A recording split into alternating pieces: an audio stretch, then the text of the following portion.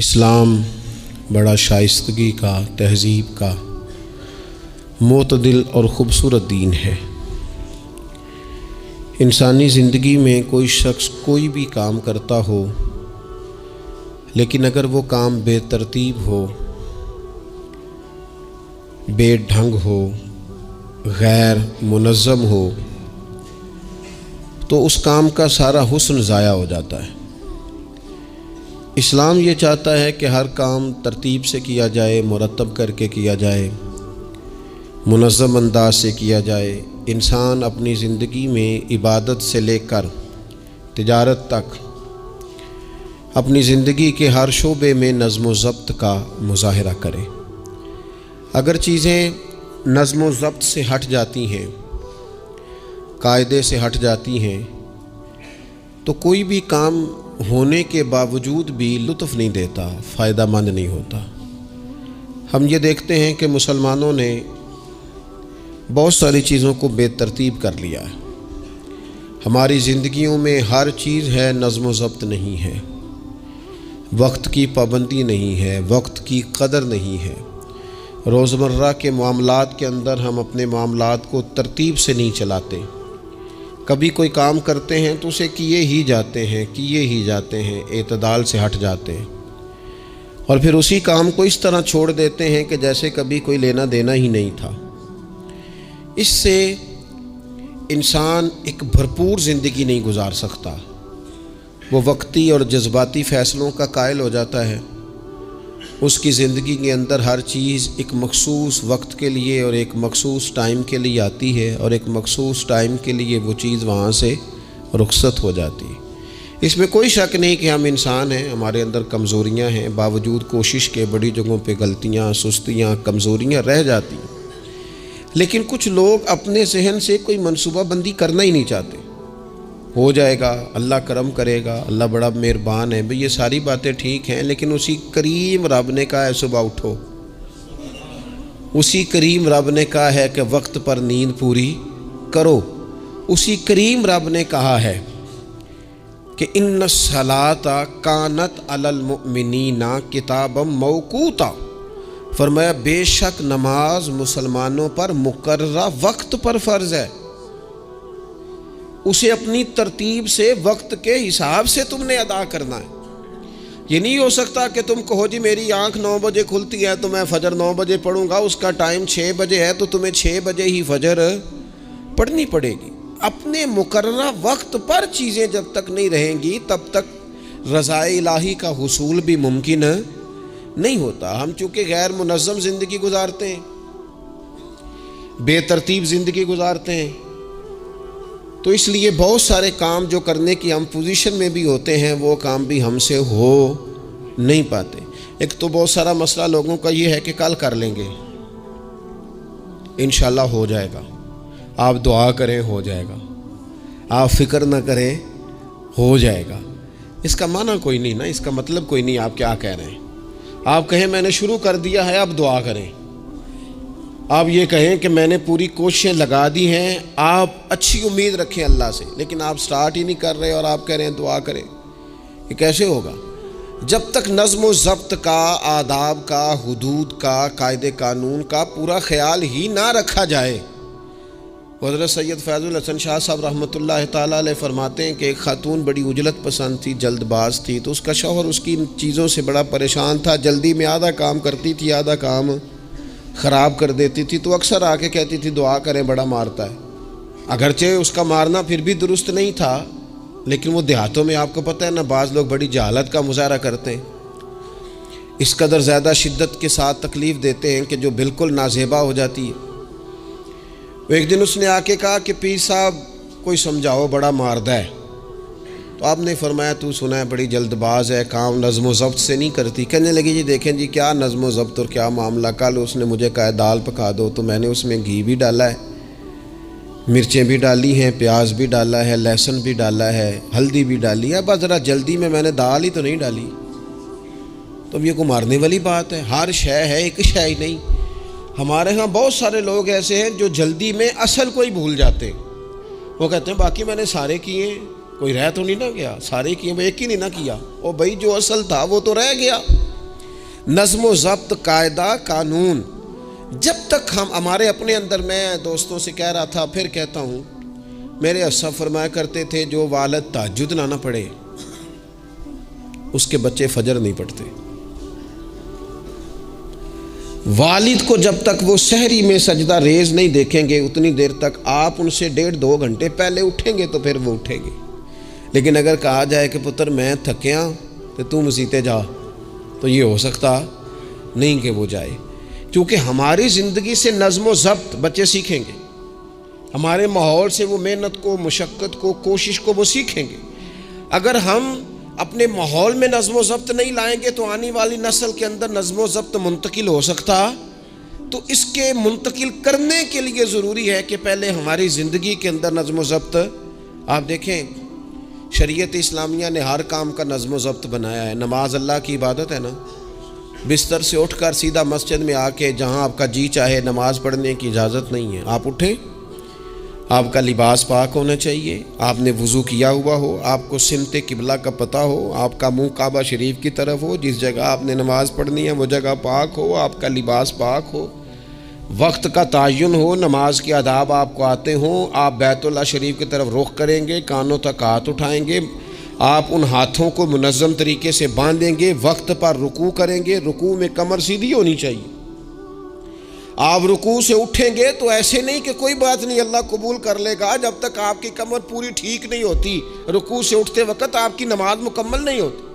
آپ سجدے میں جائیں گے تو پیشانی جمنی چاہیے، ناک جمنی چاہیے، آپ کے پاؤں کی انگلیاں زمین پر لگنی چاہیے۔ آپ جب تک پوری ترتیب سے نماز نہیں پڑھتے، رب کی عبادت ہے نا، کریم بھی بڑا ہے نا، مہربان بھی بڑا ہے نا، غفور بھی بڑا ہے، لیکن اگر مرتب طریقے سے نہ پڑھو تو وہ تو نماز قبول نہیں کرتا۔ نبی پاک صلی اللہ تعالی علیہ وسلم کے سامنے آ کے ایک شخص نے نماز پڑھی، عبادت کی ہے، آیا ہے، جھکا ہے، لیکن عبادت بھی بے ترتیب بھی نہیں، بے ڈھنگی نہیں، غیر مرتب نہیں، غیر منظم نہیں، ایسے نہیں کہ جیسے مرضی کر لی۔ اس نے آ کے نماز پڑھی تو حضور نے اس کو دیکھا اور نبی پاک علیہ السلام نے فرمایا تیری نماز نہیں ہوئی، دوبارہ پڑھ۔ اس نے دوبارہ پڑھی۔ یہاں تو لوگ ناراض ہو جاتے ہیں۔ ایک دفعہ طالب علمی کی بات ہے، میں ایک جگہ نماز کے لیے وضو کر رہا تھا تو ایک صاحب نے وضو کیا، بڑی جلدی میں آئے اور جلدی میں وضو کیا تو ان کا ایک ٹخنا خشک رہ گیا۔ تو میں نے ان کی خدمت میں بڑی، چونکہ بزرگ تھے، بڑے تھے مجھ سے، میں نے بڑی عرض کی، میں نے کہا وہ آپ کو خیال نہیں رہا آپ کا ٹخنا خشک ہے؟ وہ کہتے ہیں مولوی وہ لنگن نہ دیا آجے، دیکھیں کوئی لنگ نہ جائے، تو سو قبول کرنی کہ اللہ نے۔ میں نے ان سے کہا آپ کیا کام کرتے ہیں؟ کہنے لگا میں کپڑا بیچتا ہوں۔ تو میں نے کہا اگر آپ کا 1000 روپے والا گز کپڑا ہو تو کوئی شخص کہ کوئی عرض نہیں، چل مہربانی کر 300 کا دے دیتے ہو؟ کہنے لگا نہیں جی ترتیب سے ہی بات چلے گی۔ تو میں نے کہا یہ بھی ذرا ترتیب سے ہی چلے گی، اللہ نے کہا ہے کہ اس طرح کر کے پڑھو تو پھر میں قبول کروں گا، تو اگر وہ رستہ ہی آپ نے اختیار نہیں کیا۔ نبی پاک علیہ السلام کے سامنے اس نے نماز پڑھی، حضور کے سامنے، نبی پاک رحمت للعالمین ہے نا، حضور سے زیادہ کو پیار کرنے والا تو نہیں نا۔ نبی پاک نے تو نہیں فرمایا چل میرے سامنے پڑھی یا تیری قبول ہی قبول ہے، حضور نے فرمایا تیری نماز نہیں ہوئی، دوبارہ پڑھ۔ اس نے دوبارہ پڑھی، حضور نے فرمایا تیری نماز نہیں ہوئی، دوبارہ پڑھ۔ اس نے 12 پڑھی، 3 دفعہ پڑھی، پھر حضور کی بارگاہ میں آیا تو نبی پاک علیہ السلام نے فرمایا جب تو رکوع کرے تو صحیح کر کے رکوع کر، جب تو سجدہ کرے تو صحیح کر کے سجدہ کر، اور جب تو قیام میں کھڑا ہو تو ایک منظم طریقے سے کھڑا ہو۔ فرمایا اس اعتدال، اس نظم و ضبط سے، اس ترتیب سے نماز پڑھ، امید ہے خدا کے فضل پر کہ وہ تیری عبادت کو قبول فرمائے گا۔ نظم و ضبط ہی نہیں ہے۔ رمضان شریف کا روزہ بڑا مہربان ہے نا اللہ، اپنے بندوں کو کسی قسم کی کسی مشقت میں مالک ڈالتا نہیں، لا یکلف اللہ نفسا الا وسعہا۔ لیکن آپ یہ نہیں کہہ سکتے کہ میری آنکھ چونکہ صبح 9 بجے کھلی ہے تو مجھے تھوڑی شریعت گنجائش دے دے کہ میں تھوڑی سی روٹی کھا لوں پھر نہیں کھاؤں گا مغرب تک، یہ گنجائش نہیں ملے گی۔ نظم و ضبط ہے، ترتیب ہے، اس کا قاعدہ ہے، اس کے اصول ہے، اس کا ضابطہ ہے۔ سحری میں اٹھیں گے آپ، اگر آپ کی آنکھ نہیں کھلی ہے تو آپ کی اجازت چلی گئی، وقت ختم ہو گیا۔ آپ بے ترتیب ہوئے، آپ غافل ہوئے، آپ نے کیوں لمبی نیند کی، آپ کیوں وقت پہ نہیں اٹھے؟ زکوٰۃ ہے، آپ کو ٹائم دیا گیا ہے کہ اضافی رقم آپ کے پاس ہو، آپ کے اخراجات سے زیادہ ہو، کس منظم طریقے سے زکوٰۃ فرض کی گئی ہے، اور یہ وہ نظم و ضبط ہے جس سے بندے کو تکلیف نہیں ہوتی. یعنی آپ کی ضروریات سے زیادہ مال ہو، اس مال کی قیمت 7.5 تولے سونے کے برابر یا 52.5 تولے چاندی تک پہنچ جائے، پھر وہ کل پہنچی ہے تو آج زکوٰۃ فرض نہیں، اس پر سال گزر جائے، پھر بھی وہ سارا نہیں دینا، اس میں سے 2.5% دینا. نظم و ضبط سے اللہ تعالیٰ نے توفیق دی نا جب بیت اللہ شریف کا حج کرنے کی. تو میں واپس آیا تو مجھے ایک طالب علم نے پوچھا، اس نے کہا کہ اس کا خیال تھا چونکہ اللہ کے فضل سے ہم خانقاہی لوگ ہیں تو بعض لوگوں کا خیال ہوتا ہے کہ شاید کوئی بہت انوکھی بات اور انفرادی بات ملے گی، تو خانقاہ شریف میں یا طریقت میں یا اہل تصوف میں باتیں انوکھی نہیں ہیں، باتیں روٹین کی ہیں. بس وہ یہ کہتے ہیں کہ ذرا ان کو درد سے ان پر عمل کرو، اپنے دل میں اس کا نفاذ کرو، روح میں اتارو. تو مجھے کہنے لگے آپ نے الحمدللہ حج کر لیا. تو میں نے کہا میں نے حج کیا ہے تو میں نے یہ رزلٹ نکالا ہے کہ حج بندے کو نظم و ضبط سکھاتا ہے، مرتب کرتا ہے انسان کی زندگی کو. آپ کو 8 ذی الحج کی زور پڑنی ہے، آپ کو ہر صورت میں مینا میں، آپ کو 9 کو ہر صورت زوال سے قبل عرفات میں آپ کو زوال کا وقت میں وہاں پہنچنا چاہیے، آپ کو کچھ نہ کچھ ٹائم وہاں گزارنا ہے. ایک منظم ترتیب ہے کہ مغرب کے وقت نکل آؤ، وہاں آپ نے نماز نہیں پڑھنی، آپ آ کے عرفات سے نکلیں، مغرب عشاء کی نمازیں مزدلفہ میں پڑھیں. آپ کو 10 کی صبح کو جا کے کنکر مارنے ہیں، آپ یہ نہیں کہہ سکتے کہ میں جناب 2 دن پہلے یہ کام ختم کر لوں. مقررہ ٹائم پہ جو 9 ذی الحج کو میدان عرفات میں نہیں جائے گا اس کا حج ہو سکتا، کیونکہ یہ ایک نظم و ضبط ہے، دین نے قاعدہ بنایا ہے، قاعدے کے بغیر آپ یہ کام کر سکتے. میں مصروف ہوں جی، مجھے سفر کرنا ہے، میں نے قربانی کرنی ہے تو 10 کو نہیں کر سکتا، میں 8 کو کر کے چلا جاؤں تو جاؤ، اللہ قبول ہی نہیں کرتا. قربانی اپنے ٹائم پہ مقررہ وقت پر. نظم و ضبط پوری عبادات اسلامیہ میں آپ دیکھ لیں، نظم و ضبط ہے، اصول ہے، قاعدہ ضابطہ ہے. وہ ہمارے یہاں کچھ لوگ نا درویشی کی بنیاد پر بھی جہالت پھیلاتے ہیں. وہ کہتے ہیں جی اسی درویش لوگ ہیں جی، ہم کسی نظم و ضبط کے قائل نہیں. اس کا کیا معنی ہوا جی؟ وہ درویش تو تنظیمیں نہیں چلاتے، تو درویش کیا چلاتے ہیں؟ جہالت چلاتے ہیں. درویش ہی تو تنظیم چلا سکتا ہے، درویش ہی تو ادارہ چلا سکتا ہے، درویش ہی تو ایک منظم سلسلہ تعلیم آگے لے جا سکتا ہے، چونکہ اس کی زندگی میں نظم و ضبط ہوتا ہے، اس کی زندگی ایک پورے قاعدے کے مطابق مرتب ہوتی ہے، اس کی زندگی میں ٹائم ٹیبل پوری ترتیب سے ہوتا ہے. تو یاد رکھیے گا کہ نظم و ضبط ایک حسن ہے. آپ دیکھیے شریعت اسلامیہ کس طرح سے ہماری تربیت کرتی ہے. شریعت تو کہتی ہے باقی ساری چیزیں تو ایک طرف رہ گئیں، کسی کے گھر بھی جانا ہے تو نظم و ضبط سے جانا ہے. آپ کے بھائی کا گھر ہے، آپ کے دوست کا گھر ہے، آپ کا قریبی تعلق ہے، بغیر اجازت جا سکتے ہیں؟ دین نظم سکھاتا ہے. قرآن مجید فرقان حمید نے کہا یا ایھا الذین آمنوا لا تدخلوا بیوتا غیر بیوتکم حتی تستأنسوا وتسلموا علی اہلھا. کیا کرو؟ اگر کسی کے گھر جاؤ نا تو پہلے جا کے اجازت لو. یا ایھا الذین آمنوا، اے ایمان والو. کن سے کہا؟ صاحب کسی کے گھر میں داخل ہونا ہے تو پہلے کیا کرنا ہے؟ اجازت لینی ہے. اہل خانہ کو سلام کرنا ہے، اور اگر وہ اجازت نہ دیں تو پھر ان کے گھر میں داخل ہے. نبی پاک علیہ السلام 3 دفعہ دستک دیتے تھے، اجازت نہیں ملتی تھی تو لوٹ آتے تھے. جھگڑا کیا ہے؟ یہاں عام لوگ ناراض ہو جاتے ہیں، کہتے ہیں میں ملنے گیا سا جی تو مینوں ٹائم ملیا سی، آپ کے ٹائم کا نہیں میں نے خیال کیا. جب تک آپ نظم و ضبط نہیں سمجھتے، ترتیب نہیں سمجھتے. آپ دیکھیں نا نبی پاک صلی اللہ تعالی علیہ وسلم کے گھر کھانا تھا صحابہ کا، صحابہ نے کھانا کھا لیا. بہت سارے لوگ ایسے ہوتے ہیں جو کھانا کھانے کے بعد بیٹھ جاتے ہیں، شادیوں پہ، بیاہ پہ آپ دیکھتے ہیں گپ شپ لگنے لگتی ہے، وہ دیر تک بیٹھے رہتے ہیں. تو وہاں بھی کچھ لوگ بیٹھ گئے، کوئی اچھی گفتگو، کوئی دین کی، کوئی خیر کی بات ہونے لگی. نبی پاک علیہ السلام 2-3 دفعہ تشریف لائے، ان کو دیکھا. یا ایھا الذین آمنوا لا ترفعوا اصواتکم فوق صوت النبی ولا تجہروا لہ بالقول. نبی پاک صلی اللہ تعالی علیہ وآلہ وسلم کی بارگاہ میں تو آواز اونچی نہیں کرنی، تم نے اس طرح چلا کر بات نہیں کرنی، اس طرح لوگ آپس میں کرتے ہیں. دھیما لب و لہجہ، یا ایھا الذین آمنوا لا تقولوا رائنا وقولوا انظرنا، لفظوں کے چناؤ میں احتیاط کرنی۔ وہ دیر تک بیٹھے رہے، بات چیت ہو رہی ہے، حضور دو ایک دفعہ آئے، واپس چلے گئے۔ اللہ تعالیٰ نے قرآن نازل کر دیا، فرمایا میرے محبوب کو تکلیف دیتے ہو؟ جب کھانا کھا چکو تو اٹھو، اب جاؤ، ختم ہو گئی دعوت، ٹائم مکمل ہوا، اب کوئی کام کرنے دو۔ میرے عزیز، اپنی زندگی میں یہ ماحول بنائیں، ان چیزوں کو لے کر کے آئیں جو چیزیں ہمارے لیے ضروری ہیں۔ اگر ہم یہ کام نہیں کریں گے تو پھر زندگی میں یا تو ہمارا وجود کسی کے لیے اذیت کا باعث بنے گا، تکلیف کا باعث بنے گا، یا ہمارا لب و لہجہ اس طرح کا ہو جائے گا کہ ہم باوجود محنت کے اس کا کوئی نتیجہ نکال سکیں گے۔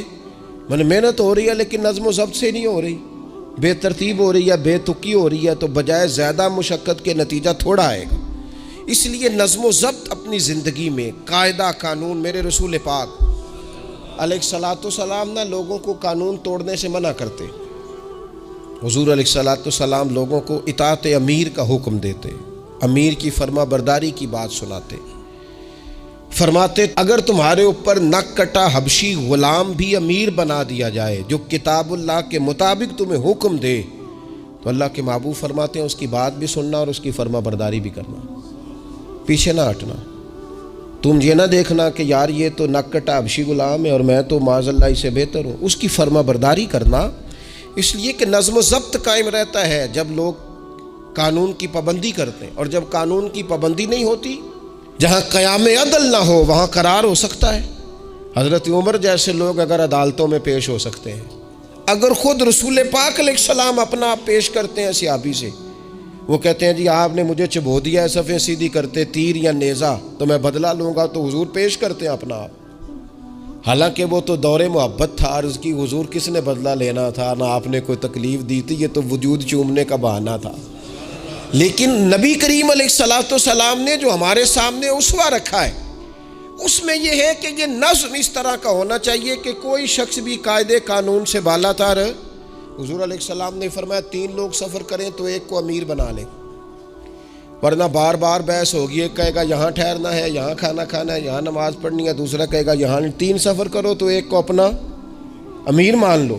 نظم و ضبط سے زندگی گزارو، مرتب کر کے زندگی۔ ہمارے ہاں یہ ہوتا ہے کہ نظم و ضبط نہیں ہوتا، ہمیں اپنے کام سے زیادہ نا دوسروں کے کام کا پتہ ہوتا ہے، اپنے مدرسے سے زیادہ دوسرے مدرسے کا پتہ ہوتا ہے، اپنے کالج سے زیادہ دوسرے کالج کی معلومات ہوتی ہے۔ ہم کیا کرتے ہیں؟ ہم اپنے کام سے زیادہ دوسرے کے کام میں ٹانگ اڑاتے ہیں، نظم و ضبط گڑبڑ ہو جاتا ہے، ایک دوسرے کے کام میں مداخلت کرتے ہیں۔ اپنا کام مرتب طریقے سے کیا جائے، جس نظم میں جس جگہ ہمیں ڈیوٹی دی گئی ہے ہم اس ڈیوٹی کے پابند ہیں، ہم اس کو پورے غور سے کریں، پوری توجہ سے کریں، پورے انہماک کے ساتھ کریں۔ اپنے کام پر ہم جب تک توجہ دیتے ہیں تو کام ٹھیک رہتا ہے۔ اسی طریقے سے رسول پاک صلی اللہ تعالی علیہ وسلم نا گھر کے باہر بھی پورے نظم و ضبط کے قائل تھے، پوری ترتیب۔ آپ دیکھیں حضور صفوں کا درست ہونا بڑا پسند کرتے تھے، نماز ہی پڑھنی ہے نا، کھڑے ہو گئے ہیں نا، لیکن حضور نے دعا دی، فرمایا صفیں سیدھی کرو، اللہ تمہارے دل بھی سیدھے کر دے گا۔ حضور نماز کی جماعت سے پہلے اعلان کرتے بھئی اپنی صفوں کو درست کر لو۔ حضور پسند کرتے کہ بالکل اس طرح مرتب ہو کے لوگ نماز پڑھیں، کوئی چیز بھی غیر مرتب، یہاں جناب کوئی شخص بھی قطار میں لگنے کو تیار نہیں، باری کا انتظار کرنے کو تیار نہیں ہے۔ بینک میں ہمیں ذرا پہلے بلا لیے گئے تو ہم کہتے ہیں اللہ نے بڑی عزت دیتی ہے، اور پھر کچھ پروٹوکول تو بے جا ہیں، سوائے تکلیف کے اور کچھ دیتے۔ میں نے جنازوں پہ دیکھا ہے، کسی عالم کا جنازہ پڑھا ہے، کسی بڑے آدمی کا، تو وہاں 15 لوگ ہوتے ہیں ٹوٹل جو جنازہ نہیں پڑھنے دیتے، وہ گھسے ہوتے ہیں آگے، میں نے چہرہ دیکھنا ہے، میں نے اگلی صف میں کھڑے ہونا ہے۔ یہی حال محافل میں ہوتا ہے۔ نظم و ضبط پیدا کریں، کسی چیز کو بے ترتیب نہ کریں، کوئی کام بھی بے ڈھنگا نہ ہو۔ نبی اکرم صلی اللہ تعالیٰ علیہ وسلم کی مجلس مبارک میں جب کوئی شخص آتا تھا نا تو حضرت ابوبکر صدیق اسے سائڈ پہ لے جاتے تو کہتے تھے تمہیں پتہ ہے اللہ کا قرآن کہتا ہے حضور کے سامنے آواز اونچی نہیں کرنی۔ اسے پہلے آداب مجلس سکھاتے تھے، نظم و ضبط سکھاتے تھے، حضور کی بارگاہ میں حاضری کا طریقہ سکھاتے تھے، پھر نبی پاک صلی اللہ تعالیٰ علیہ وسلم کی بارگاہ میں پیش کرتے تھے۔ ہمارے بے صبرے ہو جانے کی بڑی وجہ بھی یہ ہے کہ نظم و ضبط نہیں. ہمارے جلد باز ہو جانے کی وجہ یہ ہے کہ نظم و ضبط نہیں. ہماری طبیعت جو بہت زیادہ ڈسٹرب ہو جاتی ہے، ذہنی الجھاؤ پیدا ہوتا ہے، اس کی وجہ بھی یہ ہے کہ نظم و ضبط نہیں ہے. ہم بعض چیزوں میں اتنے زیادہ تلخ ہو جاتے ہیں، اور تلخی کی وجہ سے یہ بنتی ہے کہ مزاج میں کوئی نظم و ضبط، کسی باری کا انتظار نہیں، کوئی ٹھہراؤ نہیں، کوئی گنجائش نہیں. ماحول میں نظم و ضبط پیدا کریں، زندگی میں نظم و ضبط پیدا کریں، اپنے بچوں میں نظم و ضبط لائیں، اپنے اداروں کے اندر نظم و ضبط پیدا کریں، اور پھر حوصلہ رکھیں، ہمت رکھیں، تحمل مزاجی پیدا کریں. نبی اکرم صلی اللہ تعالی علیہ وسلم نے اپنے گھر میں اپنے ٹائم کو 3 حصوں میں تقسیم کیا تھا. ہم گھر کے اندر جاتے ہیں، اپنا ٹائم تقسیم نہیں کرتے. یہاں تو کوئی بندہ مطالبہ کرتا ہے تو ڈانٹ کے چپ کرانے کی کوشش کرتے ہیں، تھکا ہوا ہوں خبردار بات نہ کرنا. آپ نے چپ کرا دیا، چپ کرانے سے بغاوت پیدا ہوتی ہے، نفرت جنم لیتی ہے. یہاں چپ کرا دیتے ہیں، یا اگر ہم کوئی بات کرتے ہیں تو وہ کوشش کرتے ہیں کہ اس وقت جان چھوٹے، یہ دن گزرے کل دیکھیں گے. اس سے کیا ہوتا ہے، اس سے جو شخص آپ کے سامنے بیٹھا ہے اس کی امید ٹوٹتی ہے. وہ کہتا ہے یار یہ کیا معاملہ ہے. بچوں کی امیدیں ٹوٹتی ہیں، گھر والوں کی امیدیں ٹوٹتی ہیں کہ یار یہ تو جان چھڑا رہے ہیں. نبی اکرم صلی اللہ تعالی علیہ وسلم جب گھر تشریف لے جاتے تھے تو حضور اپنے وقت کو 3 حصوں میں تقسیم کرتے. ایک حصہ پورا ٹائم رسول پاک گھر والوں کو دیتے، ان کی بات سنتے. بلکہ حضرت عائشہ صدیقہ فرماتی ہیں جب تک گھر میں رہتے کوئی نہ کوئی گھر کا کام ہی کرتے رہتے. حضور ٹائم دیتے. ایک حصہ یہ. دوسرا حصہ ٹائم کا نبی پاک صلی اللہ تعالی علیہ وسلم نے آرام کے لیے رکھا ہوا تھا. حضور آرام کرتے، لیٹتے. باقاعدہ حضور علیہ الصلوۃ والسلام اپنے وجود اطہر کو بستر کے اوپر رکھتے، آرام فرما ہوتے، صحیح معنوں میں آرام کرتے. اور تیسرا حصہ نبی پاک علیہ السلام نے عبادت کے لیے رکھا ہوا. گھر والوں کا کام کاج کیا، عشاء ہوئی، آرام کیا، پھر تہجد کا ٹائم ہوا تو حضور عبادت کے لیے اٹھ کے کھڑے ہو گئے. یہ گھر کے اندر، مسجد میں نہیں. مسجد کا تو جو عبادت کا ماحول ہے، نماز کا، وہ الگ ہے. گھر کے اندر اس بات کو اچھی طرح سمجھ لیں کہ گھر کے اندر جب آپ جائیں، اب تو بڑوں کی شکایتیں آنے لگی ہیں، پہلے بچوں کی آتی تھی. اب تو 50 سال کے آدمی کی شکایت آتی ہے کہ گھر آتے ہی موبائل کھول لیتا ہے، ادھر ادھر دیکھتا ہی نہیں، کوئی سنتا ہی نہیں. اس طرح تو ہمارے اپنے ہم سے ٹوٹ جائیں گے، بکھر جائیں گے. ہمارے بچے خدا جانے کیا سوچنے لگیں گے، کسی اور سمت نکل جائیں گے. وہ جن کو ہماری باتوں کی، ہماری شفقتوں کی، ہمارے پیار کی، وہ جس پوتے کو، جس چھوٹے بیٹے کو دادا کے، والد کے کندھوں پر کھیلنے کی چاہت ہے، وہ تو اس سے محروم رہ جائے گا. ہمیں وقت دینا ہے، ان کو ٹائم دینا ہے، اس ٹائم کو مرتب کرنا ہے. نبی اکرم سید عالم صلی اللہ تعالی علیہ وآلہ وسلم حتیٰ کہ میدان جنگ میں بھی حضور چیزوں کو مرتب کرتے. عرب کے لوگ جب جنگ کرتے تھے نا تو وہ سمجھتے تھے اسلحہ بڑا ہے، طاقت بڑی ہے، ہم نے کر لینا جو ہمارے جی میں آنا ہے. حضور کا طریقہ مبارکہ یہ تھا کہ جنگ میں بھی نظم و ضبط. حضور فرماتے قریب دشمن آ جائے تو طاق پہ بلا وجہ تیر نہ چلانا، اور بالکل سامنے جب تمہیں نظر آ جائے، تمہیں نشانہ سمجھ میں آئے تب تیر چلانا. کئی دفعہ فرمایا صرف پتھر کا استعمال کرنا. حضور علیہ الصلوۃ والسلام لوگوں کو کہتے کہ تم نے یہاں پہاڑ کے چوٹی پہ کھڑے رہنا ہے، تم نے جنگ ہی نہیں لڑنی. تم یہاں ہراول دستے کے طور پر پشت پہ کھڑے رہو، جب تک میں تمہیں حکم نہ دوں تم نے یہاں سے ہٹنا نہیں ہے. این جنگ کے موقع پر بھی رسول پاک صلی اللہ علیہ وسلم نظم و ضبط کا مظاہرہ کرتے، ترتیب مقرر کرتے. آپ یقین کریں جن اداروں کے اندر نظم و ضبط ہے، جن کے اندر اصول ہے، جن کے اندر قاعدے ہیں، وہ اپنی پیشہ وارانہ کام سے کبھی بھی پیچھے نہیں ہٹتے. اور جہاں یہ کام نہیں ہوتا وہاں بڑی ساری چیزیں نقصان کا شکار ہوتی. این حالت جنگ میں بھی نبی اکرم نور مجسم صلی اللہ تعالی علیہ وسلم نظم و ضبط کا خیال کرتے. یہ جنگ احد میں نقصان ہوا تھا نا وقتی طور پر، اس کی وجہ بھی یہ بنی تھی کہ حضور نے جن صحابہ سے کہا ہٹنا نہ، ان سے اجتہادی خطا ہو گئی. انہوں نے سمجھ لیا کہ جنگ تو ختم ہو گئی ہے، وہ ہٹ گئے. ان کے ہٹنے سے نقصان ہوا، 70 لوگ شہید ہو گئے. اگر وہ نظم قائم رہتا جہاں حضور نے کھڑا کیا تھا تو کبھی یہ کام نبی پاک صلی اللہ تعالی علیہ وآلہ وسلم اجتماعیت کی بات کرتے تھے، مل کے رہنے. اختلاف رائے ہو جاتا ہے، لیکن ہمارے ہاں لوگ پتہ کیا کرتے ہیں، اندر رہ کے اختلاف نہیں کرتے، چھوڑ کے جا کے اختلاف کرتے ہیں۔ یہ مخلص نہ ہونے کی علامت ہے۔ جو لوگ مخلص ہوتے ہیں وہ اندر رہ کے رائے کے اختلاف کرتے ہیں، وہ کہتے ہیں یار میں چھوڑ کے تو نہیں نہ جا سکتا، میں ادھر ہی رہوں گا، جو کمزوریاں ہیں جو غلطیاں ہیں ان کو ہائی لائٹ کروں گا، رہوں گا۔ اسی لیے نبی پاک علیہ السلام کے صحابہ مختلف قسم کے مشورے دیتے تھے۔ تو سرور کائنات علیہ السلام اجتماعی نظم کی بات کرتے۔ ایک مقام پہ حضور نے صحابہ کو دیکھا کہ چھوٹی چھوٹی ٹولیاں بنا کے الگ الگ بیٹھے ہوئے ہیں۔ تو نبی پاک علیہ السلام نے فرمایا یہ شیطان تمہیں الگ الگ کرتا ہے، اور فرمایا جس طرح بکریوں کا بھیڑیا ہوتا ہے، انسانوں کا بھیڑیا شیطان ہے۔ جب کسی کو مجمع سے الگ کر لیتا ہے، حضور فرماتے ہیں جسے بھیڑیا بکریوں سے الگ کرتا ہے نا، پھر اس کا شکار کرتا ہے۔ اور شیطان بھی جب تمہیں اجتماعیت سے الگ کر لیتا ہے، در مرشدہ چھڈی نہیں تے ہو جاویں گا روگی، جیڑی بکری اجڑوں وچھڑی او بگیاڑاں جوگی۔ او بگیاڑاں جوگی کھا جائیں گے، پھاڑ ڈالیں گے اسے۔ در مرشدہ چھڈی او نہیں تے ہو جاویں گا روگی، جیڑی بکری اجڑوں وچھڑی او بگیاڑاں جوگی۔ اسے تو لے کے چلا جائے گا۔ اجڑ پر، اجتماعیت پر کبھی بھی بھیڑیا حملہ، تو حضور صحابہ سے کہتے تھے بیٹھو تو ذرا مل کے بیٹھو، کسی جگہ تم بیٹھو تو اجتماعیت۔ بڑی مشہور حدیث ہے، چند لوگ جمعے میں کھڑے تھے تو حضور نے فرمایا بیٹھ جاؤ الگ الگ۔ بعض لوگ بڑے قائل ہوتے ہیں نا، تھوڑا سا جناب ہم نے ذرا ہٹ کے رہنا ہے، ہم نے تھوڑا سا الگ سے رہنا ہے، تھوڑا سائڈ پہ بیٹھنا ہے، تو حضور پسند نہیں کرتے تھے۔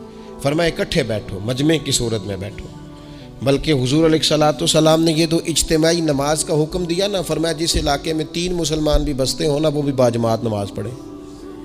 وَرْكَعُوا مَعَ الرَّاكِعِينَ، رکوع کرو پر رکوع کرنے والوں کے ساتھ، تنہا نہیں، مل کے اجتماع۔ آج کفر نے بھلا کیا ہے؟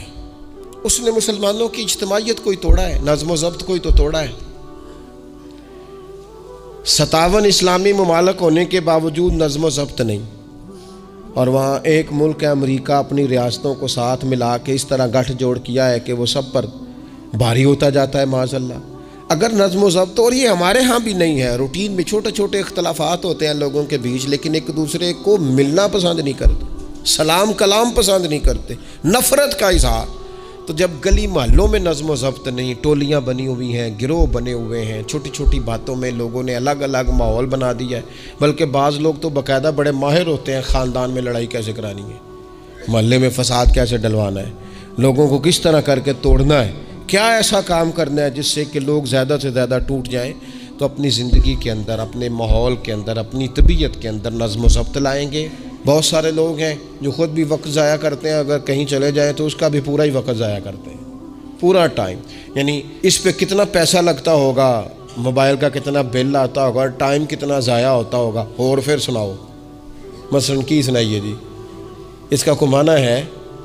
یعنی ایک صاحب کہنے لگے، انہوں نے کئی دفعہ مجھے کہا کوئی نوی تازی، میں چپ کر گیا۔ پھر فون پہ اب بندہ خیر مہذب لگتا ہے اگر کہے چلو جی پھر ٹھیک ہے، وہ پھر کہن کو نوی تازی، میں کہا جی میں تے مولوی ہیں، تسی مینوں اخباری نمائندہ سمجھ لیا، نوی تازی تو آپ کسی اخباری رپورٹر سے پوچھیں، مینوں کی پتہ ہے نوی تازی کی ہے، میں تو چھوٹا سا آدمی ہوں، اپنے کام نوی تازی دا کی مطلب ہویا۔ یعنی اب اتنا آپ نے فون بھی ضائع، ٹائم بھی ضائع۔ حضرت صاحب ہور پھر سناؤ بھئی، تسی ایتھے حضرت صاحب دے کول رہو نہ مہینہ تے کوئی کام کرو نال، تاکہ تانوں اور بھی کوئی سنان۔